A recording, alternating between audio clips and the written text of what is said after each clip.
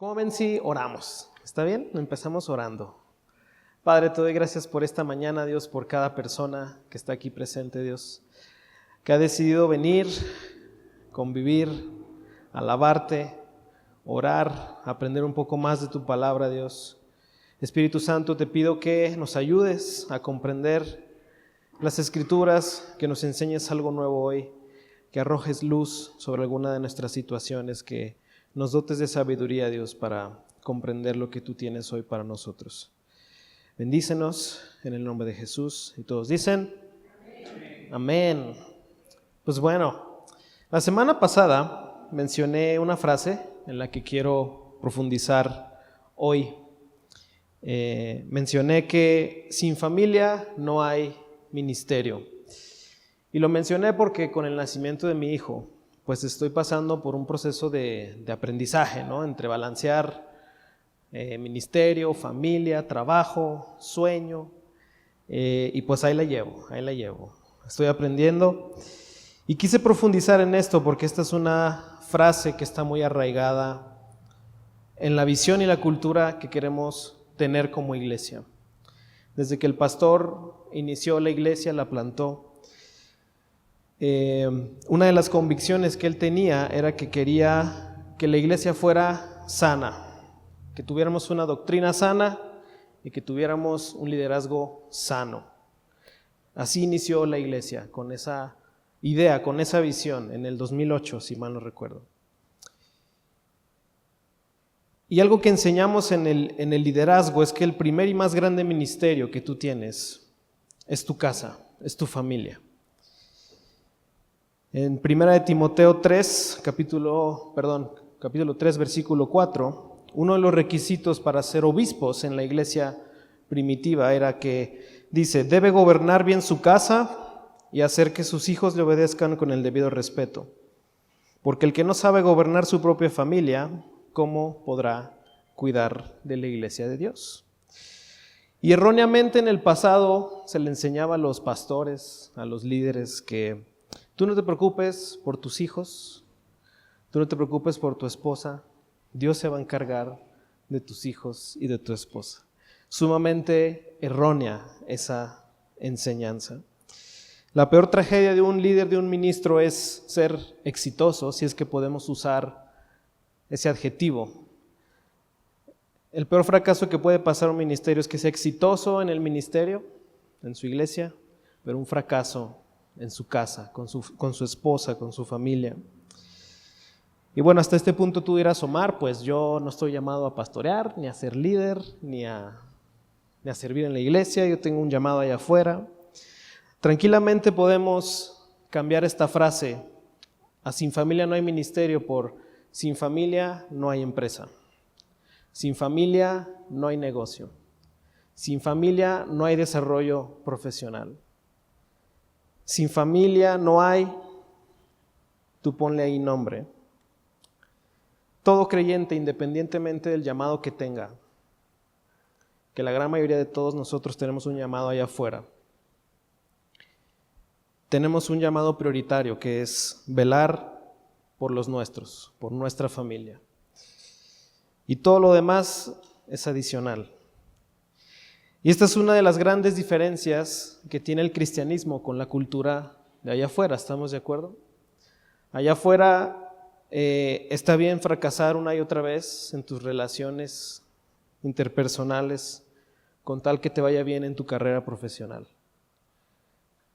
Hay países enteros en donde la cultura de trabajo es top, por no nombrar países específicamente, pero en Asia, tú tienes que trabajar 12, 14 horas al día. Y no importa si pierdes a tu esposa, no importa si no atiendes a tus hijos, el chiste es quedar bien con el jefe y con la empresa. Y eso está bien y es respetado y es admirado. Allá afuera está bien casarse y divorciarse con tal de que ganes un Grammy o un Oscar. Siempre he dicho que es más fácil conseguir, pareciera que es más fácil conseguir un Grammy que casarse y permanecer casado. La cantidad de artistas que pierden sus familias a costa de sus carreras profesionales es increíble.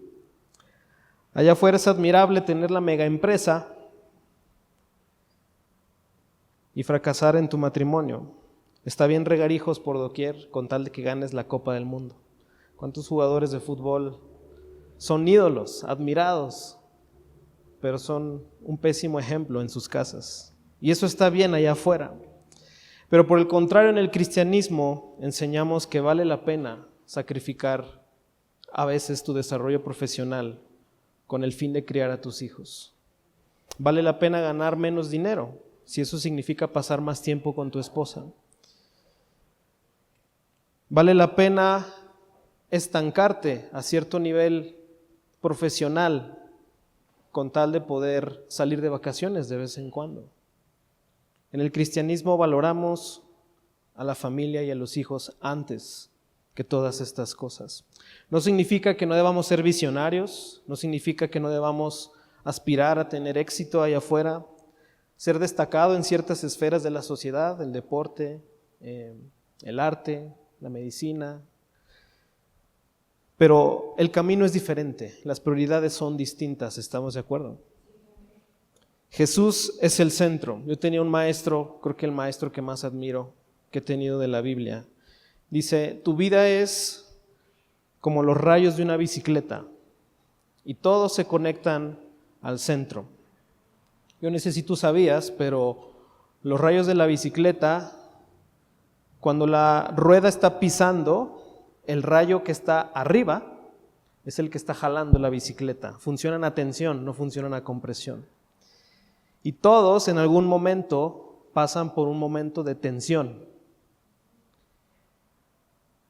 Y dependiendo de dónde esté el rayo, pues se tensa, se destensa, se tensa y se destensa. Pero todos están unidos al centro. Y ese centro se llama Jesús. Va a haber momentos en donde va a estar tenso el trabajo, ¿verdad? Y hay que trabajar las horas extras. Va a haber momentos en que hay una situación familiar y la cosa va a estar tensa y hay que dedicarle más tiempo a ese matrimonio, más tiempo a ese hijo que se nos está desbalagando, ¿verdad? Va a haber tiempo que hay que dedicarle tiempo a la pareja, vacaciones. Se está poniendo tensa la situación en la casa, ¿qué hacemos? Vamos a tomarnos un tiempo, vámonos de vacaciones. No hay ningún problema. No hay necesidad de desatender los asuntos. Todos giran alrededor de Jesús. Hay temporadas. Quiero que analicemos uno de los pasajes que provocan más confusión y que incluso se utilizan para enseñar todo lo contrario a lo que estoy enseñando. Está en Lucas 14:25. Si traes notas, apúntale bien. 14:25, 27. Lucas dice: grandes multitudes seguían a Jesús. Y él se volvió y les dijo, si alguno viene a mí y no sacrifica el amor a su padre y a su madre, a su esposa y a sus hijos, a sus hermanos y a sus hermanas, y aún su propia vida, no puede ser mi discípulo. Y el que no carga su cruz y me sigue, no puede ser mi discípulo. En algunas traducciones incluso dice, si alguno viene a mí y no odia a su padre y a su madre, si no odia a sus hermanos, si no odia a sus hijos. Ahora, lo que Jesús está haciendo aquí es pretender que dimensionemos el costo de seguir a Jesús, de ser su discípulo, pero Él por ningún motivo quiere que tú desatiendas a tu familia o que odies a tus familiares. Lo que Jesús está haciendo aquí es la clásica herramienta de la literatura hebrea o judía, que es exagerar una idea. Se llama hipérbole. Exageras una idea con el fin de arrojar una verdad, una idea. No sé si se acuerdan de este pasaje que decía que Jesús decía, es más fácil pasar un camello por el hueco de una aguja que un rico que entre al reino de los cielos. Durante muchos años, muchos estudiosos creían que se refería a unas pequeñas puertitas que había en las murallas de las ciudades por donde pasaban los camellos y que arrodillar el camello y tenerlo bien adiestrado era muy difícil.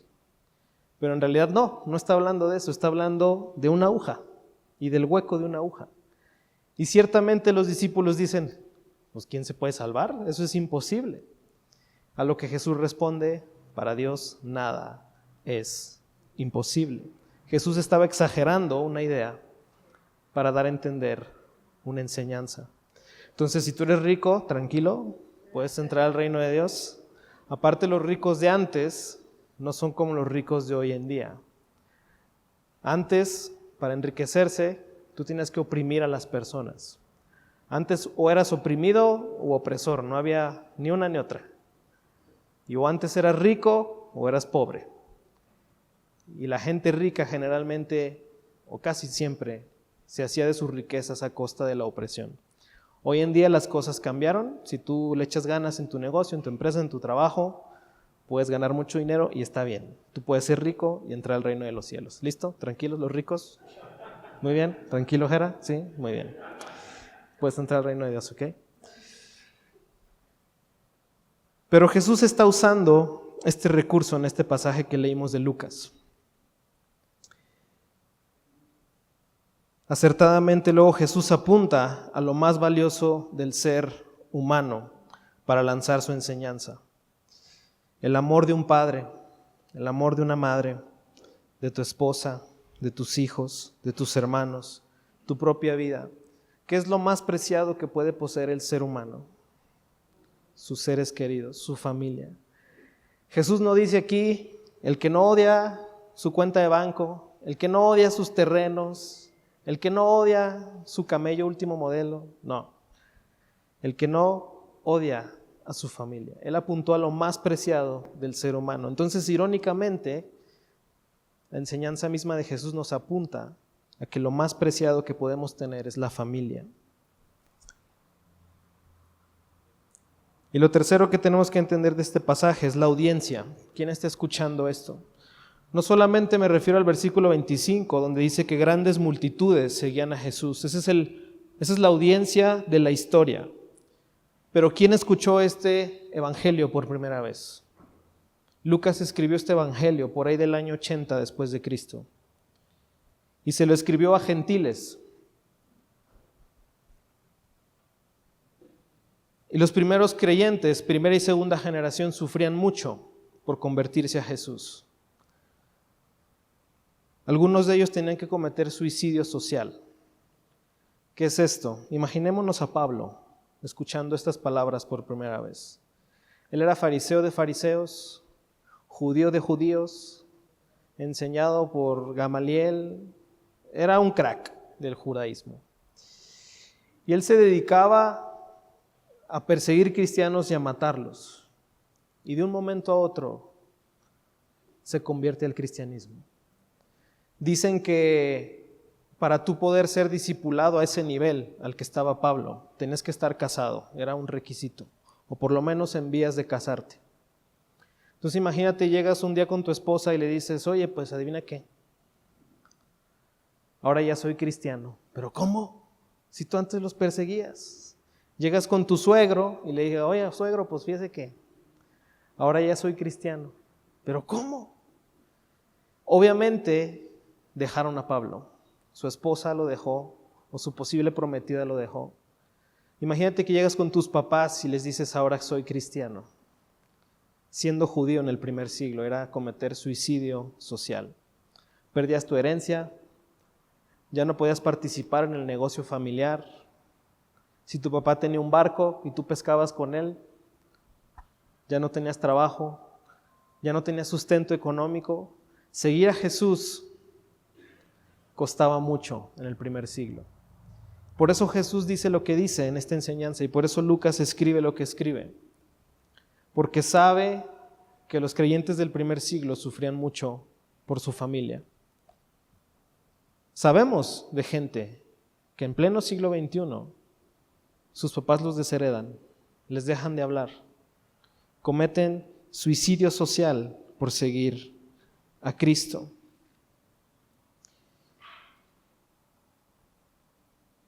Jesús mismo sufrió un tiempo el rechazo de su familia.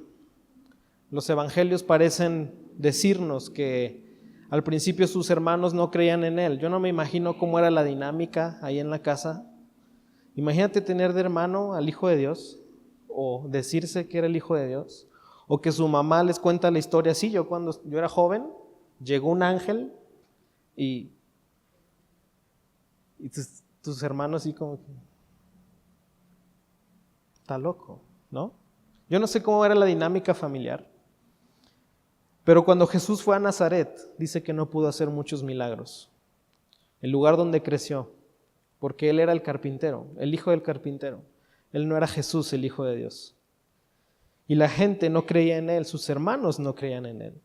Sabemos que al final de su ministerio, sus hermanos sí creyeron y se convirtieron. Tenemos posiblemente 2 cartas, 2 epístolas de sus hermanos, Judas y Santiago.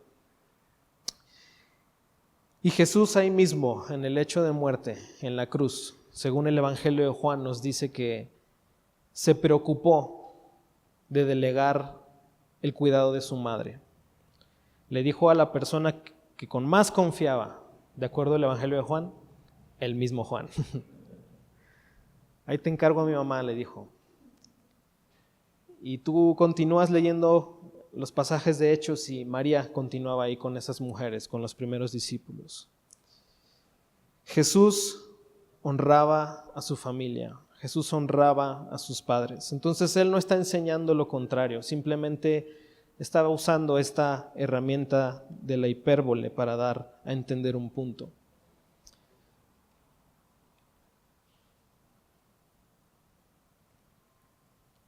Quiero que leamos Mateo, capítulo 10, 34. Dice, no crean que he venido a traer paz a la tierra, no vine a traer paz sino espada. Porque he venido a poner en conflicto al hombre contra su padre, a la hija contra su madre, a la nuera contra su suegra. Los enemigos de cada cual serán los de su propia familia. Y si tú continúas leyendo, te vas a dar cuenta que es lo mismo que escriben en Lucas. Jesús sabía que Él iba a traer temporalmente división en tu casa, pero es una división temporal, porque tarde o temprano las promesas de Dios alcanzan a tu familia. Primero hay que pagar un precio. Hablé de esto un poco la semana pasada. Ser el primero no es fácil. Hay un precio que pagar, pero es un precio que vale la pena. Entonces quiero tocar distintos casos muy prácticos. Quiero hacer muy práctica esta plática sobre los retos que tú puedes afrontar cuando empiezas a seguir a Jesús respecto a tu familia. Te voy a decir el primero. Me convertí a Cristo, pero mi esposo o esposa no es cristiano. ¿Qué hago? Pablo nos da precisamente un consejo en 1 Corintios capítulo 7 versículo 12. Dice, a los demás les digo yo, no es mandamiento del Señor. Consejo de Pablo, ¿ok? Si algún hermano tiene una esposa que no es creyente y ella consiente en vivir con él, que no se divorcie de ella. Y si una mujer tiene un esposo que no es creyente y él consiente en vivir con ella, que no se divorcie de él, porque el esposo no creyente ha sido santificado por la unión de su esposa y la esposa no creyente ha sido santificada por la unión con su esposo creyente. Si así no fuera, sus hijos serían impuros, mientras que de hecho son considerados santos. Sin embargo, si el cónyuge no creyente decide separarse, no se lo impidan. En tales circunstancias, el cónyuge creyente queda sin obligación. Dios nos ha llamado ¿a qué? A vivir en paz. ¿Cómo tú sabes si acaso salvarás a tu esposo? ¿O cómo sabes tú, hombre, si acaso salvarás a tu esposa? El caso más común y más frecuente es que las mujeres llegan a Cristo primero que los hombres. No sé por qué. Yo no sé si tienen más sensibilidad, si Dios les dio una gracia y un don para escuchar su voz. Pero generalmente ellas son las primeras en llegar a Cristo. Y frecuentemente se enfrentan a este reto. ¿Qué hago? Mi esposo no es creyente.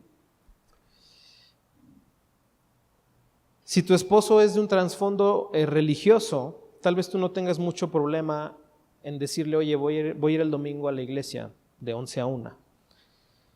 Pero si tu esposo no es muy afín a la religión, no tiene un trasfondo tal vez católico, tal vez se enoja y diga, ¿a qué vas? ¿A qué vas a la iglesia? ¿Por qué vas tanto tiempo a la iglesia? ¿Por qué tienes que ir cada domingo? ¿Por qué si la reunión es de 11 a 1, sales hasta las 5:30? Haz que me queda a servir.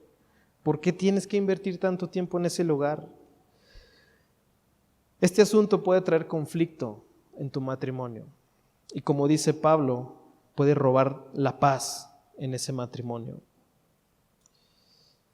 Mi recomendación es que seas prudente. Si tu cónyuge, ¿es cónyuge o cónyuge? Cónyuge. Ya aprendí algo nuevo hoy. Si tu cónyuge no es creyente y te reclama por todos estos asuntos, lo mejor es que seas mesurada en el tiempo en que inviertes en la iglesia. Es que Jesús dijo que el que no odia a su esposo o esposa, no, ya vimos que ese pasaje no quiere decir eso. Habla con él, analiza las cosas, llega a acuerdos con él.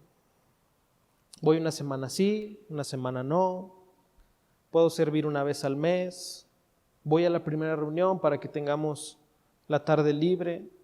Obviamente a veces para algunos de ellos es su único día de descanso, quiere pasar el tiempo contigo y tú te desapareces todo el día. Obviamente eso no es prudente. Sé prudente, analiza las cosas, pide consejo. Busca la manera de llegar a acuerdos y sobre todo de dejar una buena impresión de tu fe y de la iglesia. Eso es lo más importante. La idea no es poner a la iglesia en contra de tu esposo. No es poner a Dios en contra de tu esposo. La idea es dejar una buena impresión. Y sobre todo entiende que tu esposo o tu esposa se van a convertir a Cristo por el ejemplo que tú les des. Tampoco lo agarres a bibliazos, ¿va? La Biblia dice que... Posiblemente la única Biblia que van a leer eres tú. Tu vida, tu carácter, tu ejemplo, cómo lo trates. Eso es posiblemente la única Biblia que él va a leer. Y eso es lo que nos dice Pablo. Es tal vez lo que lo salve. Tu ejemplo, tu vida. Si tu esposo no le gusta que diezmes, no lo hagas. No hay problema. Si lo tienes que estar haciendo a escondidas, no lo hagas. Llega a acuerdos con él. Puede ser generosa de otra forma. Puede ser generoso de otra forma. Lo único que estás ocasionando es crear una división, una mala impresión de la voluntad de Dios en tu vida. Sé muy prudente, muy sabio. Posiblemente dices que yo trabajo, ok, pero llega a un acuerdo con tu esposo. Sé prudente en todo eso, sé sabio. El viernes tuvimos una reunión de San Valentín, los jóvenes, y surge esta duda, bueno, es que pues me gusta alguien que no es creyente, o tengo una novia no creyente, o me voy a casar con alguien que no es creyente. ¿Se puede? ¿No se puede? En principio tú puedes hacer con tu vida lo que tú quieras. Como pastores, nuestra responsabilidad es decirte lo que creemos que es la voluntad de Dios. Pero tú decides en tu casa. Nosotros no tenemos ninguna autoridad sobre tu familia, sobre tus hijos, sobre tu esposa. Tú eres la autoridad. Te podemos aconsejar, podemos decirte lo que creemos que dice la Biblia, pero al final tú tomas tus decisiones. He conocido casos de gente que se casa con no creyentes y les va bien en su matrimonio. Y he conocido casos de gente que se casa con creyentes y terminan divorciados. No es garantía el que sea creyente o el que no sea creyente. Pero tú tienes que ser prudente. El consejo de Pablo es: no te cases con alguien que no tenga la misma convicción que tú. He tenido la oportunidad de tomar varios cursos de matrimonios, algunos de ellos seculares, no necesariamente cristianos, y todos aconsejan: asegúrate de casarte con una persona que tenga los mismos valores y la misma visión moral que tú, porque es añadir una capa de complejidad al matrimonio. El matrimonio no es sencillo, ya lo he descubierto por 4 años. El viernes yo pensé que llevaba 3 años de casado, imagínense. Llevo 4. Perdón, amor, ¿está por ahí? es complejo, no es fácil. Y añadirle más capas de complejidad, pues lo hace más complejo. Pero sé prudente. El cristianismo no es una religión más de ritos y rituales como cualquier otra. Es un estilo de vida. Y si tú llevas un estilo de vida y te quieres juntar con una persona que lleva un estilo de vida totalmente diferente, es muy complejo. Obviamente todo lo que mencioné anteriormente va a estar presente en tu matrimonio. Tú vas a querer servir en la iglesia, tú vas a querer invertir tiempo, ser generoso, participar en esto y en lo otro, pero tu esposo o tu esposa te va a decir, oye, necesitas pasar tiempo conmigo también. Entonces, te puede limitar en lo que Dios te ha llamado a hacer en el ministerio. Tú dices, bueno, es que yo no voy a ser pastor ni líder. ¿Cuál es el problema? En la crianza de los hijos, en la forma en la que administras tu dinero. Hay varias mujeres que no saben qué hacer porque en su casa, su esposo no creyente, consigue el dinero de formas medias turbias. Entonces, ¿qué haces ahí? ¿Me divorcio o no me divorcio? Te pones en una situación muy compleja, muy complicada. Obviamente su forma de ver la vida es muy distinta a la tuya. Entonces, sabiduría, mucha prudencia. Yo creo que en pleno siglo XXI debemos celebrar siempre que un hombre y una mujer, independientemente de sus credos, quieran casarse. Creo que eso hay que celebrarlo. Pero como amigo y como pastor, mi consejo es busca a alguien que crea lo mismo que tú. Amén.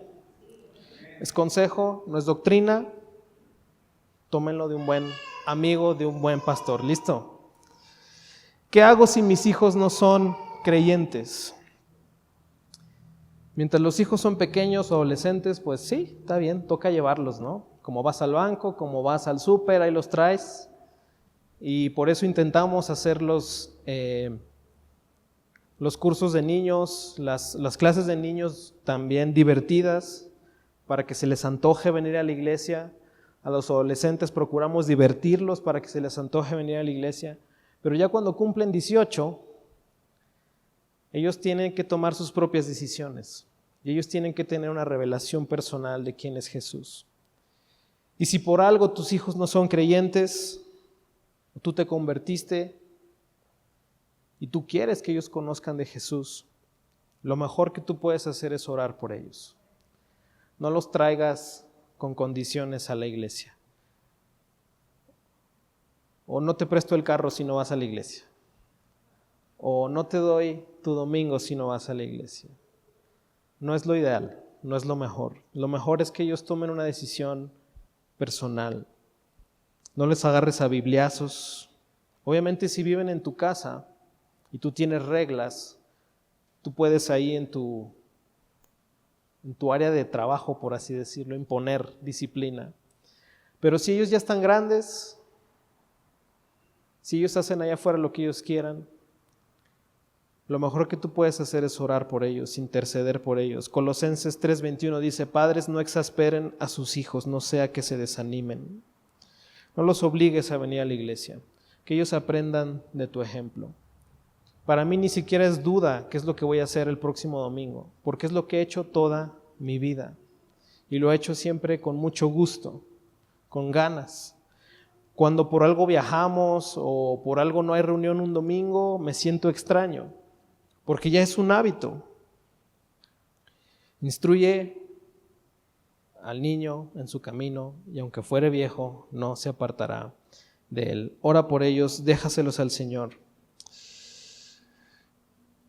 Y también sé prudente con tu asistencia en la iglesia. Si tu familia no viene a la iglesia, tus hijos no vienen a la iglesia, solamente tú vienes a la iglesia, no hay nada de malo si un domingo u otro decides faltar y decirle a tus hijos, vente, vamos a desayunar. No hay nada de malo. Y si tú estás sirviendo, delega lo que estás haciendo y vete a comer con tus hijos, con tu esposo, con tu esposa. No hay ningún problema. Que ellos sepan que para ti es importante la iglesia, pero también son importantes ellos. Sin familia no hay ministerio. Sería una gran tragedia que tú estés sirviendo aquí, todo muy padre, pero allá afuera tu familia está desatendida. Sí estamos entendiendo. No es una tensión fácil de sortear, pero por eso necesitamos ayuda del Espíritu Santo. Amén. Honra a tu padre y a tu madre. Tanto en el Antiguo Testamento como en el Nuevo Testamento vemos el mandato y la bendición de honrar a nuestros padres. Generalmente pensamos que este es un mandamiento para los jóvenes, ¿no? Cuando eres joven, cuando eres niño, obedece a tu papá, saca buenas calificaciones, pórtate bien. Sí, eso es honrar a tus padres, pero mientras tú sigas siendo hijo, aunque tengas 60 años, tú puedes seguir honrando a tus padres. Incluso, aunque ellos hayan fallecido, tú puedes seguir honrando la memoria de tus padres. Y hay bendición en todo eso.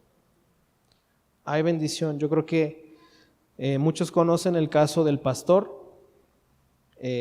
Hace unos años su mamá empezó a deteriorar su salud y entre los hermanos se ponían de acuerdo para cuidarla. Y al pastor le tocaba cuidarla a veces en domingo. ¿Y qué tenía que hacer el pastor? Cuidar a su mamá. La iglesia es importante, sí, pero hay cosas más importantes. En ese momento, el rayo de la bicicleta, que era su familia, su mamá, estaba en tensión y tenía que ponerle atención a ese aspecto. La iglesia iba a continuar. La iglesia continúa contigo o sin ti, pero tus padres no están ahí para siempre. Algún momento se van a ir. Y personalmente creo que es lo mejor, tanto para los hijos como para los padres, que estén ahí presentes en los últimos momentos. No te arrepientes de nada. Hablas lo que tenías que hablar, haces lo que tenías que hacer, honras a tus padres hasta el último segundo, así como Jesús lo hizo. Amén. Y el pastor tenía que predicar el domingo, pero ¿qué hizo? Fue y cuidaba a mi abuela.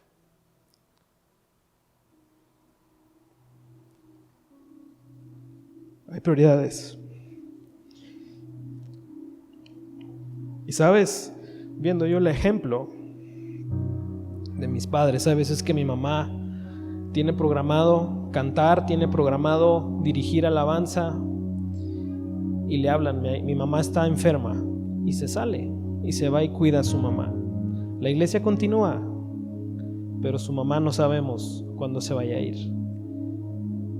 Y viendo ese ejemplo, entiendes la dinámica, lo que implica.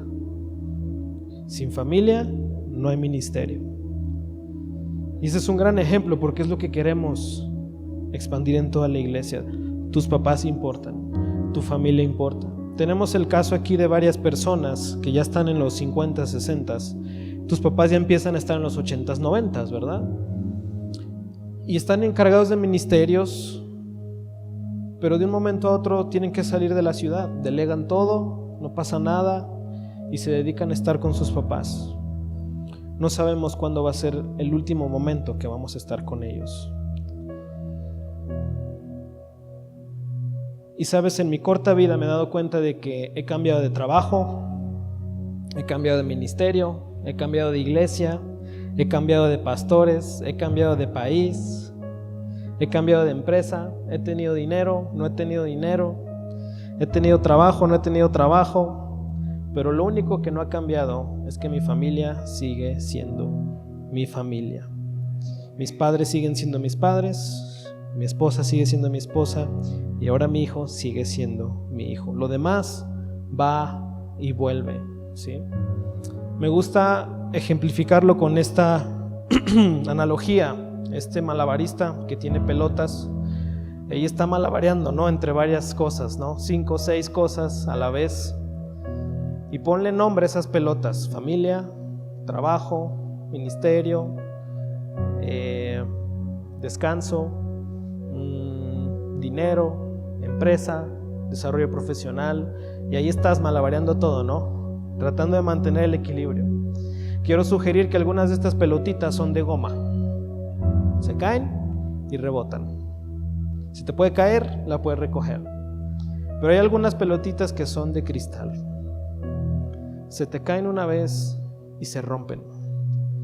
quiero sugerir que esas pelotitas son tu familia, tu esposa, tus hijos, tus padres. No se te pueden caer esas pelotitas. Esas siempre tienen que permanecer en tus manos.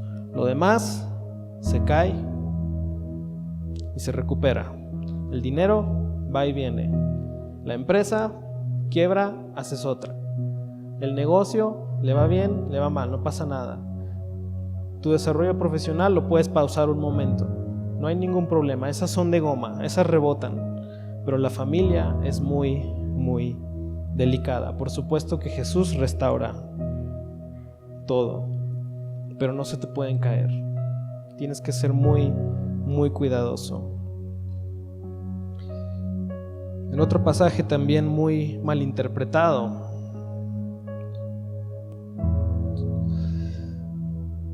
en Mateo 26:10 dice: consciente de ello, Jesús les dijo: ¿por qué molestan a esta mujer? Ella ha hecho una buena obra conmigo. 11. A los pobres siempre los tendrán con ustedes, pero a mí no me van a tener siempre. Judas y otros discípulos estaban diciendo: ¿por qué esta mujer rompió ese perfume tan caro, pudiéndolo haber vendido y dárselo a los pobres? Y Jesús les dijo, no dijo que la pobreza siempre iba a existir. ¿Se fijan cómo somos gachos malinterpretando esos versículos? Jesús lo que estaba diciendo es: ustedes pueden seguir ayudando a los pobres cuando yo ya no esté, pero yo ya no voy a estar. Voy a morir, voy a resucitar y me voy a ir con el Padre y me van a extrañar. Pero los pobres pueden seguirlos ayudando, pueden hacer más perfumes y venderlos y ayudarlos. No estaba diciendo que la pobreza iba a existir para siempre. El dinero va y viene. Incluso para gente que tiene vocaciones tan nobles como cuidar enfermos. Conocí a un director de una albergue en Tijuana y yo me ponía a ver todo el sacrificio que había detrás de todo eso, ayudar a gente que está literalmente en pobreza extrema. Pero yo decía, es que no está bien sacrificar tu familia por esa gente. Gente pobre va a seguir llegando, pero tu esposa y tus hijos, ellos van a desaparecer en algún momento. Tus hijos crecen y se van de la casa. Eso es algo que estoy aprendiendo ahorita muy rápido. Pesaba 3 kilos hace 2 días, ya pesa 6. Los niños crecen muy rápido. Jesús estaba indicando la importancia de apreciar a las personas por encima de las cosas. Tus padres no siempre van a estar ahí. Tu empresa puede seguir sin ti o sin ti, contigo o sin ti. Tu negocio se puede recuperar, tu ministerio puede esperar un rato, tu carrera profesional se puede pausar. Todo eso va y viene, pero tu familia es muy importante. Esto es una recomendación personal. Yo tuve la oportunidad de trabajar con gente anciana durante casi 2 años en casas de descanso. Y personalmente no se me antoja vivir ahí cuando yo tenga mis 80, 90 años. Estadísticamente hablando, se sabe que empiezas a decaer mucho más rápido cuando no estás con un familiar. Y yo sé que hay muchos motivos por los que la gente deja a sus padres en esos lugares, algunos muy reales y justos. Pero yo podía ver que la mayoría de las personas que estaban ahí era porque sus padres, sus hijos, no los querían. No sé qué hicieron o cómo trataron a esos hijos,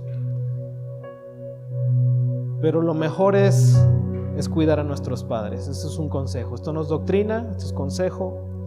Y lo puedo ver en la vida de mis padres cuando cuidaron a sus padres y cómo lo hacen.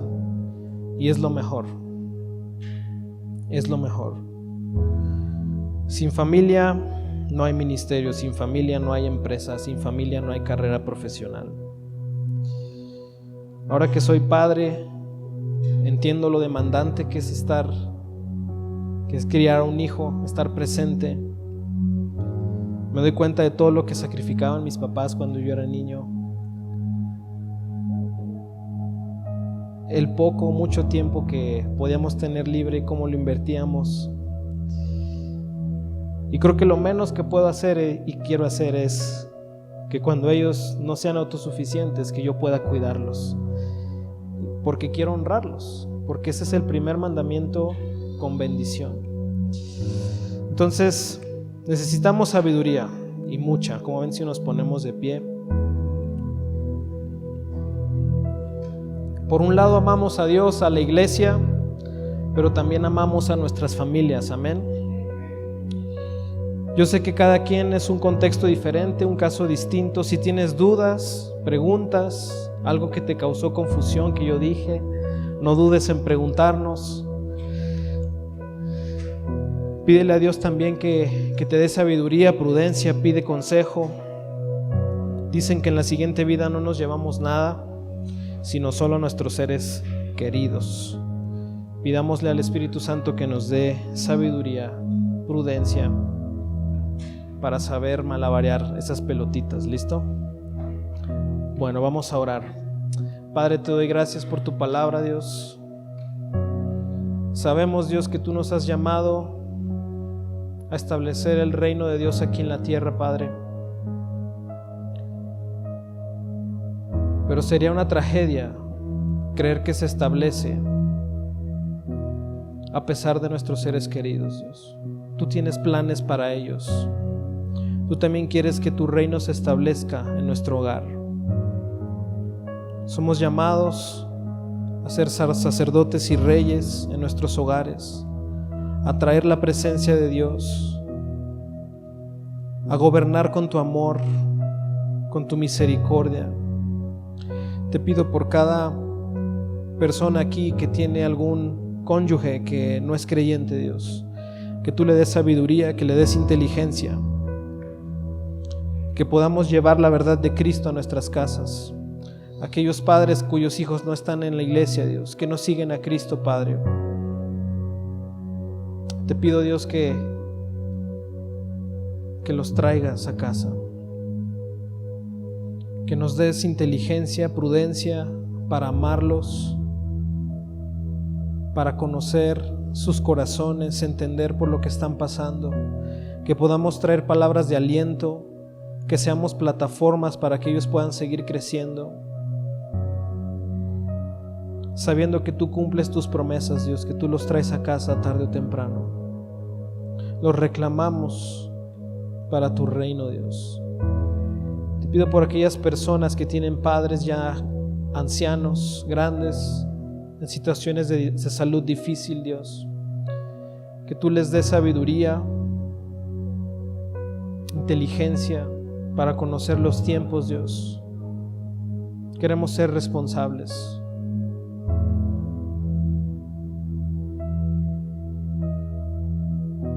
Espíritu Santo, te pido que nos ayudes. Sabemos que sin familia no hay ministerio, que no sirve de nada ser exitoso allá afuera y un fracaso acá adentro, Dios. Ayúdanos a ser buenos padres, buenas madres, buenos hijos, Dios. Todo esto te lo pido en el nombre de Jesús. Amén. Que Dios los bendiga.